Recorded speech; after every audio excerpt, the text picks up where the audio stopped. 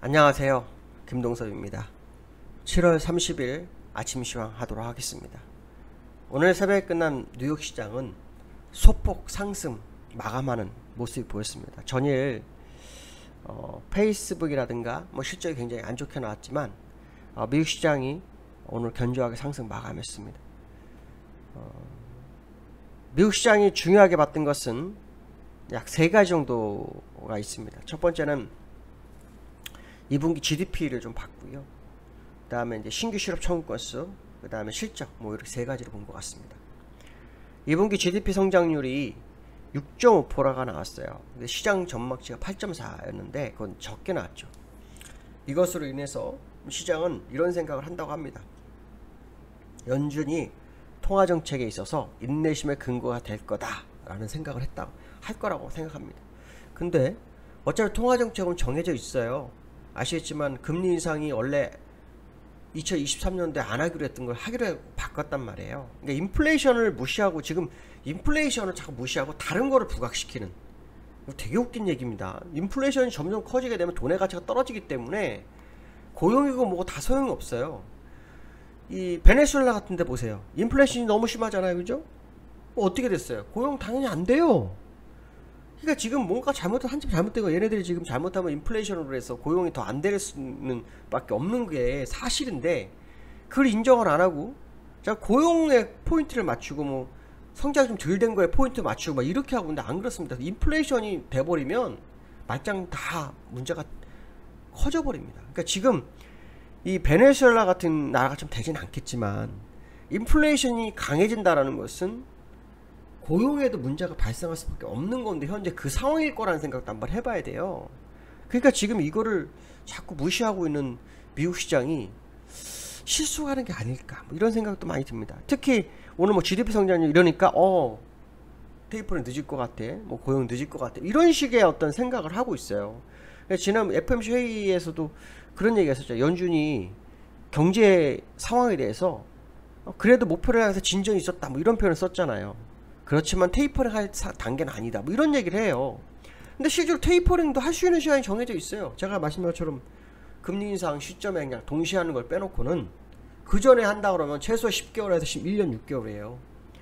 그러면 10개월에서 1년 6개월에 마무리를 한다? 시간 한번 계산해 보시오. 2022년도 내년 12개월. 그럼 올해 나머지 5개월밖에 없는 거예요. 그러면 잭슨 미팅 전후 언제? 그러면 10월. 없는 거예요. 더 인내를 갖는다 이 자체가 다 거짓말인 거죠. 지난번에 우리는 인플레이션을 다룰 수 있는 수단이 있다. 그래서 저는 뭐가 있지? 제가 아는 거는 금리 인상밖에 없는데 이런 생각을 했어요. 그래서 그걸 좀 내놔라라고 계속 제가 방송에서 얘기를 했는데 결론 나온 게 뭐예요? 금리 인상이었어요.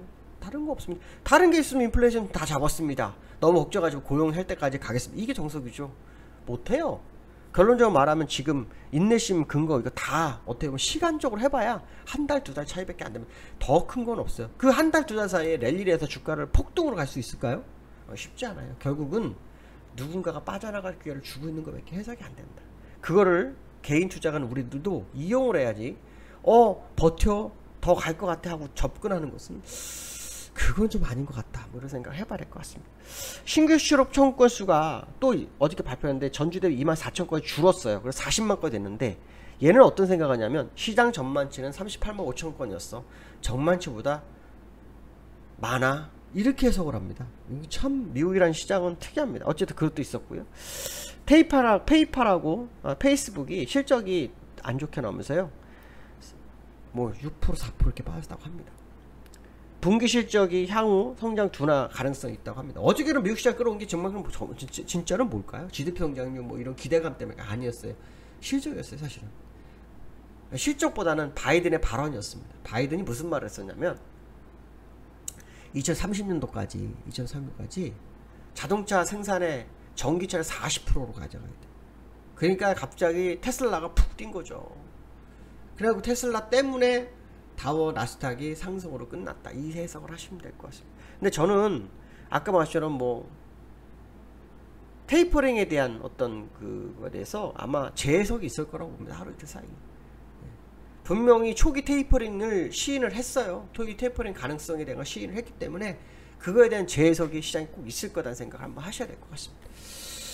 자, 기술적으로 보면 다우는 0.44%, 나스닥은 0.1% 상승했는데 지금 시간에서 또 빠지네요. 그죠? 시간에서 0.7%, 0.3%. 지금 시간이 7시 뭐 중반 됐으니까 아직 시간 1시간 남았으니까 더 지켜봐야 되겠죠.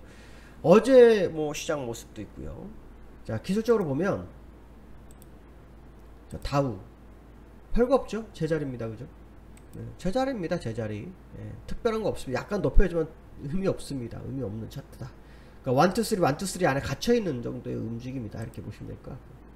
나스닥은 어떻게 됐나요? 나스닥도 역시 마찬가지죠. 올라왔지만 1, 2, 3, 1, 2, 3의 연장선 땡 이건 없죠.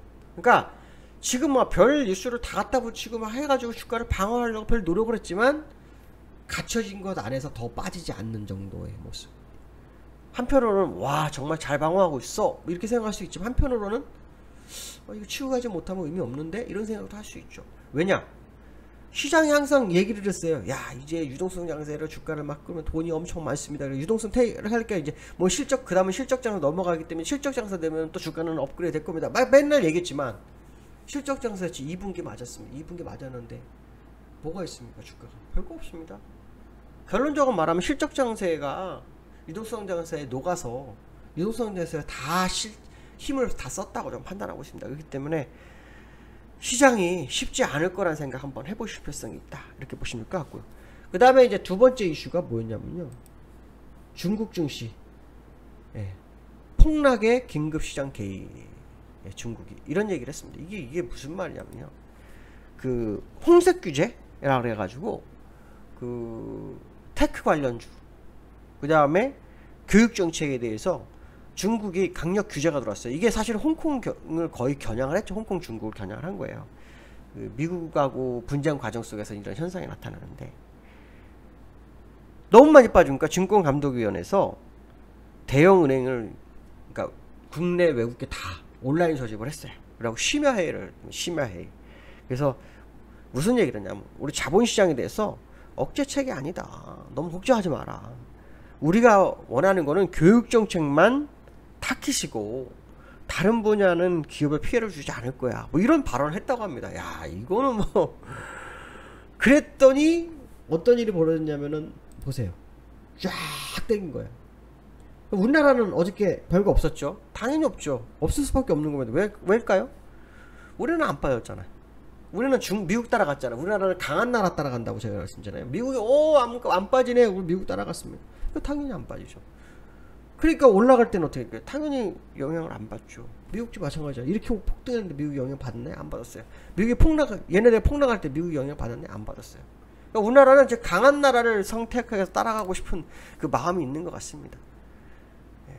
그렇지만 제가 볼 때 그것도 어느 시점까지일 거다라는 생각합니다. 자, 기술적으로 이 항생, 이제 상해 항생, 대만, 뭐 니케이 어저께 오른 거 차트 한번 볼게요. 일단 니케이 예, 올랐죠. 그렇지만 뭐 변화 있습니까? 별거 없죠. 고점에서 완전히 밀렸어요. 예. 10% 이상 고점에서 밀린 상태. 대만 예, 올랐죠. 그리고 뭐 20주선에서 우리보다 약하죠. 우리보다 강하죠. 예. 또 뭐가 있습니까? 항생 올랐어요. 별 의미 없어요. 그죠? 별 의미 없습니다. 그죠? 오히려 뭐 3월 코로나 작년 3월 코로나에 근접해 가고 있는 지수의 모습. 상해 올랐어요. 무슨 의미가 있습니까? 60주선 고점 대비로요 약 10% 정도 빠져있는 상태. 원래는 한 15% 정도 빠졌었던 거예요. 15% 빠졌던 게 5% 되돌린 거죠. 그렇지만 차트는 뭐 변함이 없어요. 그래 이거 하나는 우리는 확실히 알아야 돼요. 하락장이든 상승장이든 어떤 나라들이 한 나라가 아니라 여러 나라가 길은 가던 나라도 따라간다. 결국 큐높이 맞춰질 수 있다. 얘네들이 빠르게 올라오지 않는 방법이 없죠. 우리나라도 미국을 따라하면서 그런 생각했을 거예요. 쟤네가 빨리 반등이 들어오면 우리는 그냥 버티면 돼. 그거 아마 그 생각이 시장에 반영이 된 것 같은데 글쎄요. 이게 어디까지 갈지 좀 더 확인해 봐야 될 것 같습니다. 자, 세 번째로는요. 원달러. 여기에서 또 소폭 빠져서 1144원인가 43원에 끝났습니다. 원달러가 진짜 그 한순간이 됐습니다. 한순간이 정말. 여기 환율이 어저께 그러니까 오늘 새벽 말고 어저께 새벽에 1159원 30전까지 갔었어요. 그러고 난 다음에 본자에 1146원 50전에 얼마 빠진 거예요? 13원 빠진 거예요. 지금 또 3원이 또 빠진 상태예요. 기술적으로는 그 문제가 없어요. 기술적으로는 뭐 지금 정배열 초기 국면 인재 진입, 그 상태에서 60선 위에서의 싸움 이거지. 무너졌다면 이거는 아니에요. 그거하고 전혀 상관이 없어요. 문제는 뭐냐, 만약에 얘가 어저께 14만 빠진 것처럼 여기아닐 고점 대비로 빠진 것처럼 막 하루에 10원씩 쫙쫙 빠져 1,100원이 깨지면 그러면 문제가 되죠. 그렇지 않으면 아직 모르는 겁니다. 그러니까 주의가 필요한 건 사실이라는 생각 한번 해봐야 될 것 같습니다. 요즘 수급에서 외국인 선물과 개기관 현물 매수가 아주 중요하게 보여요. 근데 이게 진짜인지 아닌지는 좀 더 두고 봐야 될 것 같습니다. 왜냐면 이들이 힘을 발휘하기 위해서는 모멘텀이 있어야 되는데 그 모멘텀이 없다는 겁니다. 그 모멘텀이 없는 상태에서 이들의 수급이 시장의 위력을 발휘할 수 있을지 이것 또한 우리는 확인해 봐야 되겠다. 이렇게 보시면 될 것 같습니다. 오늘 여기까지 하겠습니다. 감사합니다.